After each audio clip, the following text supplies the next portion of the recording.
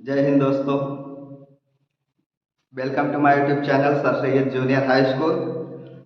तो हम लोग फिर से आ गए हैं अपने यूट्यूब चैनल पे अपने सर सैयद परिवार की तरफ से।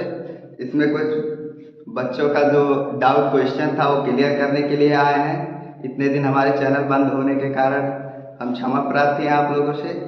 कृपया करके हमारे चैनल को देखिए और इस पे जो बच्चों का डाउट क्वेश्चन है वो क्लियर करिए। धन्यवाद। Today we will discuss about basic English grammar। आज हम लोग बेसिक यानी एकदम जीरो से ग्रामर स्टार्ट करेंगे पढ़ना। और ये ग्रामर है क्लास 6 to 10। ऊपर क्लास के भी बच्चे पढ़ सकते हैं, कोई बात नहीं है।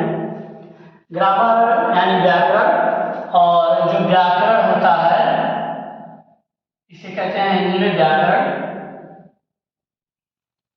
व्याकरण जो होता है भाषा को बोलने में, लिखने में और यहाँ तक कि बातचीत करने में भी मदद करता है।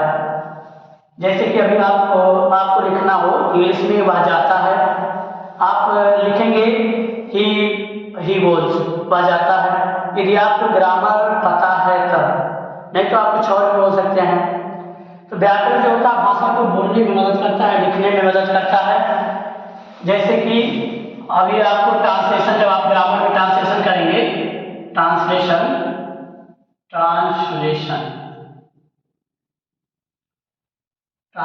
करेंगे तो ट्रांसलेशन में आपको कई प्रकार के सेंटेंस मिलेंगे। जो बेसिक है तो बेसिक में आपको एक सेंटेंस ऐसे मिलेगा कि वह आम तोड़ता है या राम आम तोड़ता है। जैसे राम प्लक मीन्स तोड़ना, तोड़ने की भी इंग्लिश अलग अलग होता है।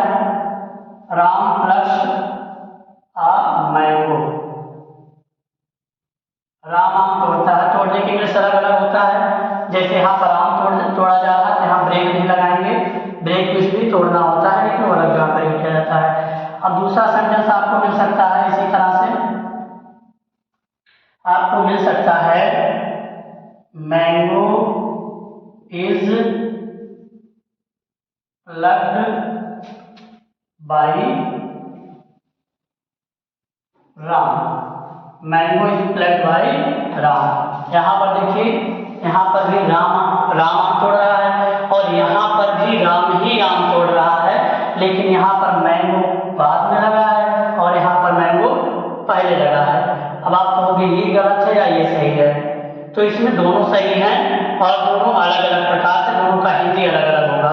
फिर हम जब आगे बढ़ेंगे तो यहाँ पर एक प्रकार से सेंटेंस और भी मिल सकता है। मान लीजिए यहाँ पर राम जो है आम तोड़ रहा था, राम आम तोड़ रहा था और इसे किसी ने देख लिया। मान लीजिए इसकी बहन है जो इसको देख लेती है, इसकी बहन है जो इसको देख लेती है और ये जाके घर पे मम्मी से कहती है सी सेड, ही सेड नहीं, वो लड़की है तो सी लगेगा। सी सेड, उसने कहा। अब उसने कहा, मम्मी से कहा, चलिए ठीक है। ही सेड, उसने कहा। अब इसको अलग प्रकार से ट्रांसलेट किया जाएगा। राम क्या कहा, राम प्लक्स आ मैंगो, कि राम आम तोड़ता है, राम आम तोड़ता है। यहाँ ये सेंटेंस आपको अलग दिख रहा है, यहाँ भी ये सेंटेंस अलग दिख रहा है। यहाँ भी राम आम तोड़ रहा है, यहाँ भी राम आम तोड़ रहा है, यहाँ भी राम आम तोड़ रहा है। अब ये सेंटेंस जो होगा ये इसका हिंदी होगा कि राम आम तोड़ता है, इसका हिंदी होगा राम आम तोड़ता है। और यहाँ पर है mango is plucked by Ram, तो यहाँ पर इसका हिंदी होगा आम राम द्वारा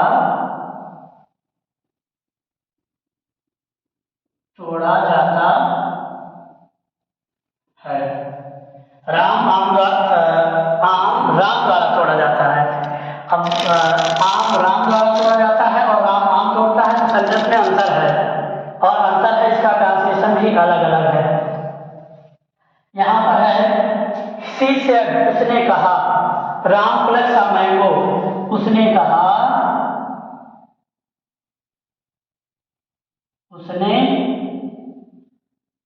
कहा, उसने क्या कहा? राम आम तोड़ता है। उसने कहा कि राम आम तोड़ता है।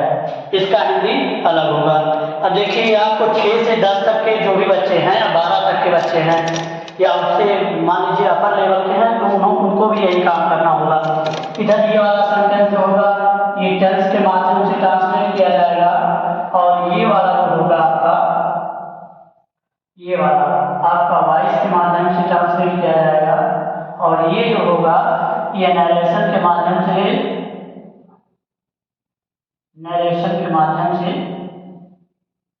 ट्रांसलेट किया जाएगा।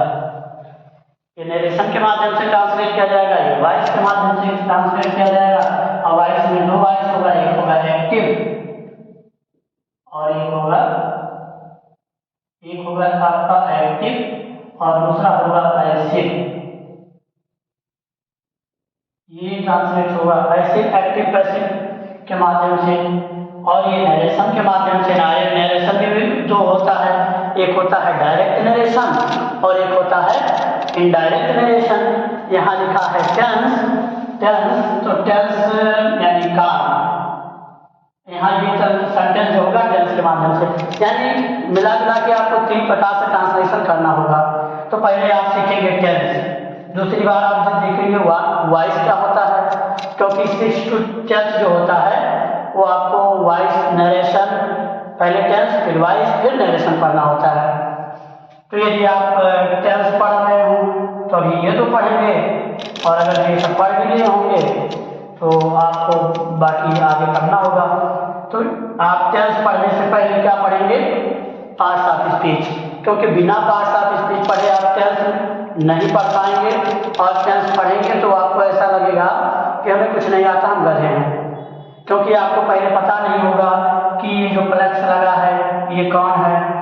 बताइए, आपको यहाँ पर पता नहीं होगा तो आप कैसे लगाएंगे? स्ट्रक्चर आपको दे दिया गया, subject plus V2 plus object लगेगा, ऐसा टीचर ने बोल दिया। टेंस पढ़ा रहे हैं और बोल दिए कि ये क्या है, सिंपल नहीं है, ये है पास्ट इंडेफिनिट का अफर्मेटिव सेंटेंस का स्ट्रक्चर, और आपको ट्रांसलेशन करने के लिए दे दिया गया।